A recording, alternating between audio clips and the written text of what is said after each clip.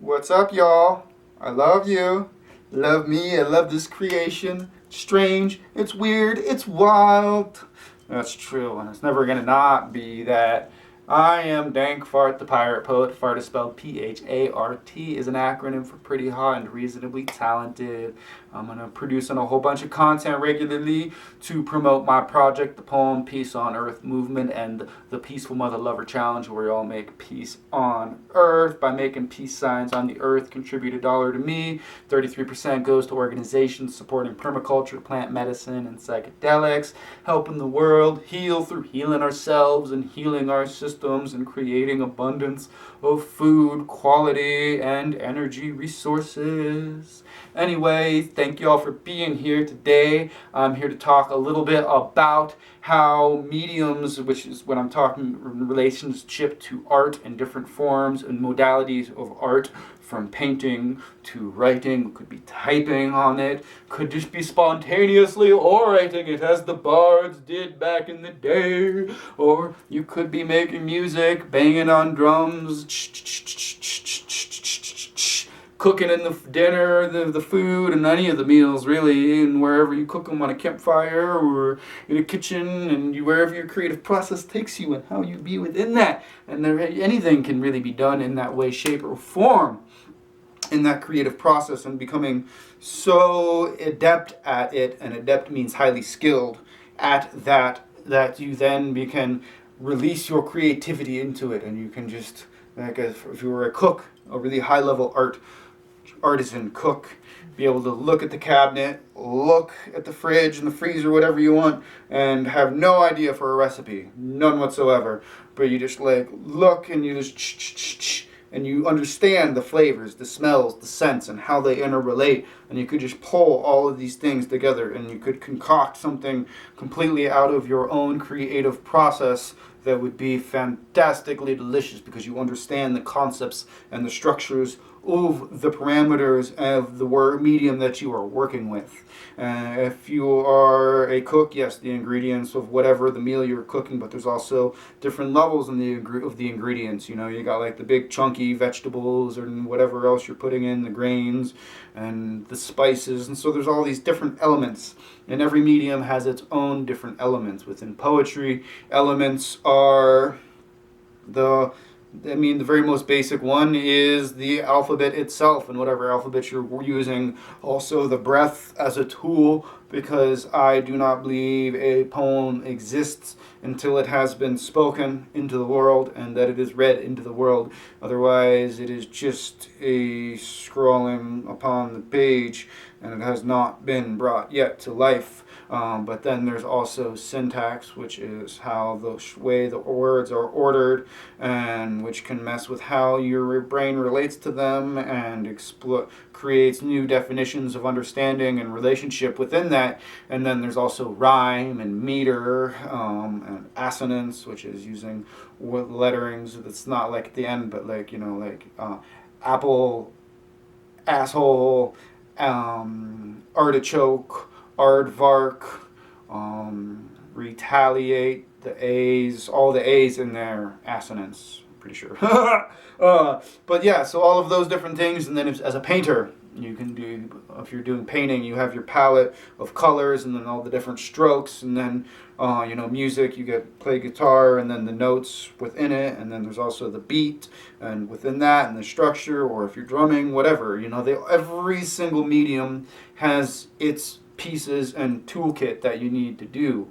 And the reason why you master the toolkit isn't so that you can be like, oh, look at me, I'm a master, I have it all academically perfected, ha ha, I know the scales, I can play scales. Nobody, if you're just playing scales and you've mastered scales, then all you do is just play scales. There's no life to it. Just like the poem has not been properly brought to full life if it has not been spoken upon, brought into the world. And how does that relate to art? No, I'm not for sure. But yeah, so all of these different mediums, everything interrelates, and understanding one medium versus another medium and exploring all the different mediums will help empower you as an artist and help you get better into your creative process and starting to understand art understanding in general, because really being an artist is more than just creating out of your creative expression. It is a whole being of life, a way of experience and exploring reality through an interplay with your experience within it. And I really believe anything can be taken into an art form. Like even like cars, like if you're really big, I know gearheads, and like they're really into like they see vehicles and cars as art, and it makes them feel this really emotive, like raw expression, and I can appreciate that. I'm not a gearhead, but I can appreciate the way that they experience that. I can appreciate anybody that appreciates something to such a high level that it turns them on and it makes them alive with life, and that is what a lot of art is. And also why exploring different art mediums is really powerful is a lot of times over history, a lot of the time when you get different artists coming together and talking about their mediums, and through cross medium, it creates an explosion of work that is revolutionary, and their Parisian salons over the centuries have been really big hallmarks of that. And the when Monet kind of really broke into, I believe it was Expressionism, there was a whole group of them that kind of broke out and were supporting each other collectively and in community. And then Gertrude Stein in the 20s, and expats in Paris.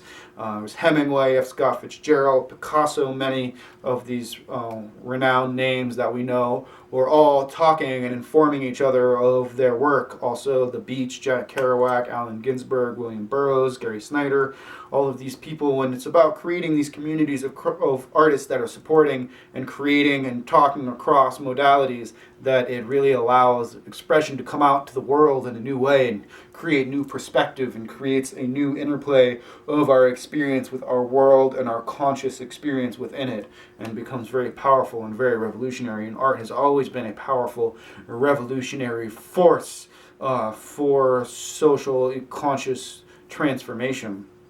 And so yeah, just really exploring into art, and exploring without the desire of like, oh, this is beautiful, this is not beautiful, and really just at the beginning process, like let go of that. Just find what art draws you in, what inspires you, and then figuring out what to do with it. Like if you want to just be a visual artist and that's what turns you on, like you got to start small and start, sketch figures, and then study it, and then don't just like be able, like, I can only draw stick figures and never like study it, and then tell yourself you've never been able to draw because you've never done it. You've hardly ever tried.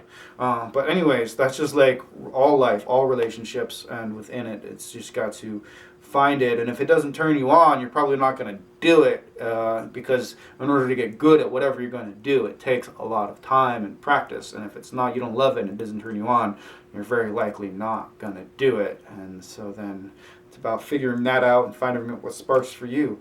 But that's why also being in community, like you can talk to people and something will spark you, and then find what sparks you, and then set the world on fire with your sparks. But anyways, thank you so much for being here, talking about art and how mediums interrelate, and cross-pollination of mediums and artistic creations is really potent, really powerful. If you want to know where to start as an artist, I would suggest just go to places where art is being made. And if you're like in a community, in a space, you're like, well, there's no art being made. I grew up in a small town in Iowa. There's art everywhere being made. You just gotta I've been in like literally the middle of like nowhere, Oregon, where there's like literally like 5,000 people, and like all the people are just busting out guitars in the living rooms, and like there's art creation everywhere. And sometimes, if there's literally no venues around you, just be like, all right guys, we're meeting at my house every Thursday, and we're gonna have an open art jam, and just get into yourselves, and then you can even film it and get it out to the world. Art creation is the future and possibility of how we can be living in life and our gifts. And yeah, let's create. Thank you so much. I am Dank Fart, the pirate poet. Fart is spelled P-H-A-R-T and is an acronym for Pretty Hot and Reasonably Talented. Be sure to check out all my other stuff. I'm up on Facebook, YouTube, Instagram, Twitter, all the places under DANKPHART, nectar.earth, like the super dope